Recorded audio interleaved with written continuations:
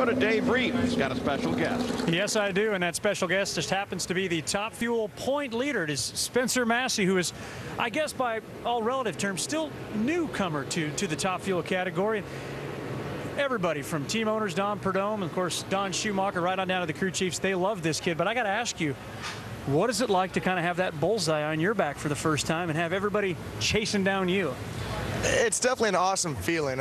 I came into this year just happy to have a ride. I mean, just to be able to drive a Top Fuel dragster again has always been my dream, my life goal. And to be here with Don Schumacher Racing with a great Fram car, now sitting #1 in points in the countdown, it's unbelievable. It's something I can't even hardly imagine, but whenever I go through every round and sitting around and having fans come telling me that you're doing a great job, it's a reality. I want to make it a real reality at the end of the year, but the bullseye is huge. Those guys are breathing down our neck like Antron and the Worsham and Larry Dixon. I mean, they're hard to beat, so it's going to be tough. It's hanging it all out until the finish. 17 races ago, you come out of Pomona, you're 7th in points. Now, I know everybody's not necessarily thinking about the points in the countdown then, but what are you thinking after really the first race that probably didn't maybe go as well as you'd hoped? Yeah, you're exactly right. Whenever I first came back in to drive in a Top Fuel car this year, we showed up at Pomona, and I said, how awesome would that be? Starting back in Top Fuel again after taking a year off and winning. It didn't happen, but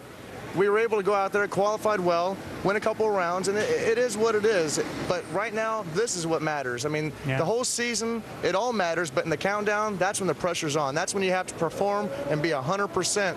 And these Fram guys, they do the job every time. Now it's up to me to do my job on the start line and make sure the car goes A to B. Well, you lived up to that pressure and that performance at the last race, and of course, who knows what the impact of this race versus your teammate at the last race is going to be in the overall countdown. But you and Antron, points battle, points lead on the line.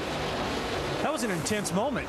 Oh, it was huge. Like back in Charlotte running Antron, I mean, that was for the points lead, and we were going for the record actually, because the conditions were just like they are in English down here, or not English Town, I'm sorry, in Maple Grove, to where the conditions are great, where the air's good, the track's killer, and if we can get out there and lay the number down, we have a shot for a record, and that's an extra 20 bonus points, and those bonus points count because it's for the World Championship. Any squabbling with any of your Top Fuel teammates?